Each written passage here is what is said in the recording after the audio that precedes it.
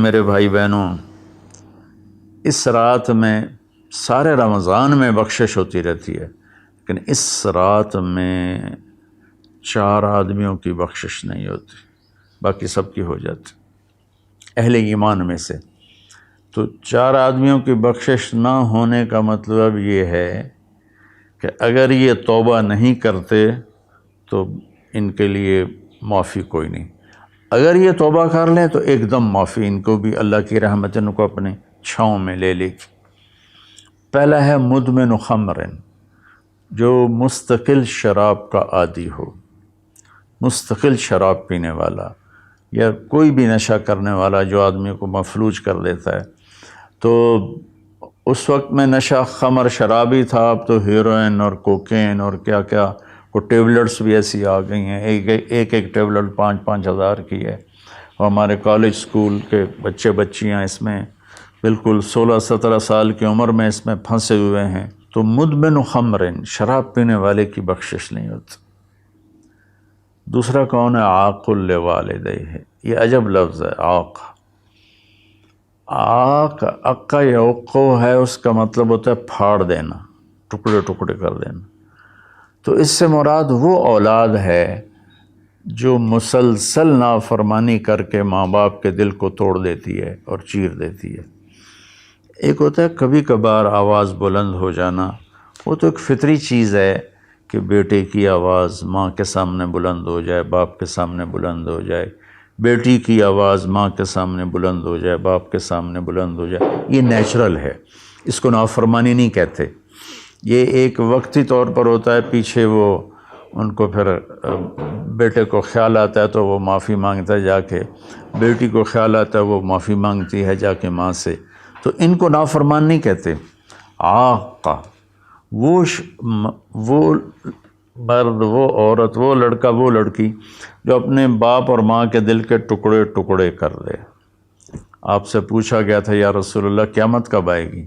آپ نے فرمایا اللہ کے سوا کوئی نہیں جانتا۔ آپ نے فرمایا تو کوئی نشانی؟ تو وہ پوچھنے والے نے عرض کیا یا رسول اللہ کوئی نشانی بتا دیں، تو آپ نے فرمایا جب تم یہ دیکھو کہ بیٹیاں ماؤں سے نوکروں جیسا سلوک کریں، یا خاص طور پر بیٹی کا لفظ استعمال کیا، بیٹے کا نہیں، کہ بیٹے عام طور پر ہی سرکش ہوتے ہیں، بیٹیاں عام طور پر فرمان بردار ہوتی ہیں۔ تو آپ نے فرمایا جب تم یہ دیکھو کہ بیٹیاں بھی ماؤں کی دل شکنی کرنے لگ جائیں اور عرب کے بدو لمبی لمبی عمارتیں بنانے لگ جائیں، تو سمجھنا کہ قیامت قریب ہے۔ تو میں یہ بچیوں سے خاص طور پر کہتا ہوں کہ یہاں اللہ کے نبی نے بیٹوں کا ذکر نہیں کیا، بیٹیوں کا ذکر کیا ہے، کہ جب یہاں تک نوبت پہنچ جائے کہ بیٹیاں بھی ماؤں کے ساتھ نوکروں جیسا سلوک کریں تو پھر قیامت قریب ہے۔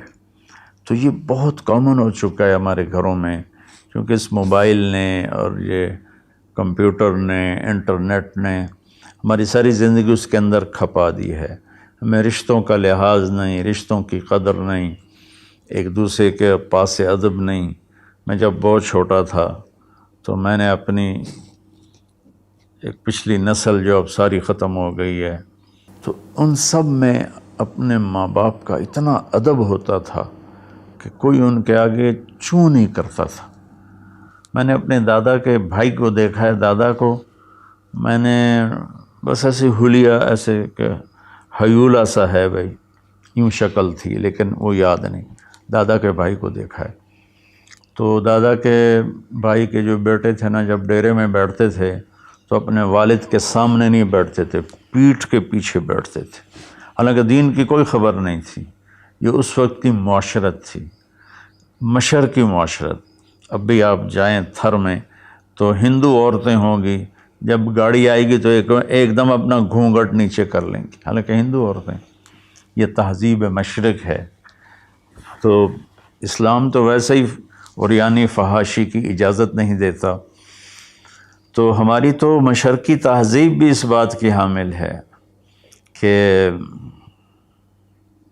عورت حیا کے پردے میں چھپی ہوتی. اور اللہ نے مجھے تاریخ پڑھنے کا بہت موقع دیا. دنیا میں یہ جو راجپوت قوم ہے یہ آرین ہے. تو جب ان کی یہ قبل مسیح آئے ہندوستان میں، عیسیٰ علیہ السلام کی آمد سے پہلے ہندوستان میں آئے، پھر یہ خونخوار تھے اور آپس میں لڑتے تھے. تو پورا ہندوستان چھوٹی چھوٹی ریاستوں میں بٹا ہوا تھا.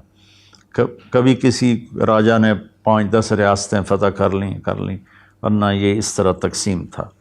تو یہ دنیا کی واحد قوم ہے. جب انہیں یقین ہوتا تھا کہ ہمیں شکست ہو جائے گی تو وہ سب سے پہلے اپنی بیٹیوں کو، بیویوں کو، ماؤں کو قتل کر دیتے تھے کہ کوئی ہماری بیٹیوں کی عزت سے نہ کھیلے، ہماری بہنوں ماؤں کی عزت سے نہ کھیلے. پھر جا کر لڑتے تھے اور عام طور پر جس کو شکست ہوتی تھی وہی ایسا کرتا تھا اور اپنی جان دے دیتے تھے. چھوٹا سا واقعہ سناتا ہوں کہ مراٹھوں نے ایک قلعے پر حملہ کیا، شیر گڑھ اس کا نام تھا. تو اس کا جو راجا تھا وہ راجپوت تھا، اس کی طرف سے اورنگزیب کی طرف سے وہ وہاں اس قلعے کا وہ حاکم تھا، لیکن تھا ہندو. اودے سنگھ اس کا نام تھا اور اس کی 18 بیویاں تھیں. تو مراٹھوں نے اس پر حملہ کیا، تو رات کے اندھیرے میں حملہ کیا. تو سارے 5000 کی فوج تھی، ہندو مسلم کٹھے، وہ شرابیں پی کے پڑے تھے. وہ 300 آدمی اندر گئے، ان کو اکھاڑ دیا. تو اودے سنگھ کو جب پتہ چلا کہ میدان ہاتھ سے نکل گئے تو اس نے اپنی 18 بیویوں کا سر قلم کر دیا اور پھر آ کے نیچے لڑا اور خود بھی مارا گیا. تو یہ ایک ثقافت تھی، تہذیب تھی. تو اب ہماری ساری وہ اختلط الحابل بالنابل، اچھا پانی اور گند گٹر کا پانی آپس میں مل گئے ہیں. تو ہماری تو آپ نے تہذیب دیکھنی ہو تو آپ یہ ادھر جا کر سندھ میں دیکھ لیں کس طرح عورتیں اپنے گھونگھٹ میں رہتی ہیں. تو میرے بیٹوں بیٹیوں، حیا بہت بڑی چیز ہے، بہت بڑی دولت ہے. چونکہ ہم قرآن نہیں پڑھے، اللہ کے نبی کو نہیں پڑھا، تو مختلف قسم کی چیزوں سے ہم متاثر ہو کر اپنا وجود بھی گم کر بیٹھے ہیں اور اپنی تہذیب بھی مار بیٹھے ہیں. تو دوسرا شخص جس کی بخشش نہیں وہ ہے جو ماں باپ کے دل کو ٹکڑے ٹکڑے کر دیتا ہے. تیسرا ہے قاطع رحم، جو رشتوں کی پرواہ نہیں کرتا، رشتوں کو توڑتا ہے، بدتمیزی کرتا ہے، گالی گلوچ کرتا ہے، اور کبھی بھائی سے لڑتا ہے، کبھی ماں سے لڑتا ہے، کبھی باپ سے، کبھی چچا سے، کبھی تایا سے. ماں اور باپ سے جتنے رشتے بنتے ہیں نا وہ ذوی الارحام کہلاتے ہیں. تو جو اپنے رشتوں کی قدر نہیں کرتا اور ان کو ذلیل کرتا ہے تو اس کی بھی بخشش نہیں ہوتی. چوتھا ہے الشاحن. شاحن کہتے ہیں جو دل میں بغض رکھے کسی کے لیے، دل میں کینہ رکھے کسی کے لیے، تو اس کی بھی بخشش نہیں ہوتی. تو دیکھو میں سب کے سامنے ہاتھ جوڑتا ہوں، اگر کوئی شراب کا عادی ہے توبہ کر لے، ابھی 21 کی رات نہیں آئی. اگر کوئی ماں باپ کو ناراض کر کے بیٹھا ہے تو ان کے پاؤں پکڑ کے راضی کر لے. کوئی رشتہ داروں سے لڑائیاں کرتا پھر رہا ہے تو صلح کر لے. کوئی کسی کے بارے میں دل میں کینہ رکھتا ہے، بغض رکھتا ہے، تو اپنے دل کو صاف کر لے. ان چاروں میں یہ آخری چیز بہت زیادہ پھیلی ہوئی ہے کہ ہمارے دل نفرتوں سے بھرے ہوئے ہیں. تو میرے بھائی بہنوں، اس رات میں اللہ تبارک و تعالیٰ سب کی بخشش فرما دیتا ہے سوائے ان 4 آدمیوں کی. اور یہ بھی اگر توبہ کر لیں تو ان کی ساتھ ہی بخشش ہو جاتی ہے. تو اس میں ہمیں 21 کو بھی جاگنا چاہیے، 23 کو بھی، 25 کو بھی، 27 کو بھی، 29 کو بھی، کہ 5 راتیں، کوئی ایک رات تو ضرور ہوگی، باقی اصل علم تو میرے اللہ کے پاس ہے. تو اپنے دل کو بھائی بہنوں صاف کرو، اور اس ایک رات میں 83 سال کا ثواب لے لو۔ اللہ تعالیٰ مجھے آپ کو عمل کی توفیق بخشے۔ السلام علیکم۔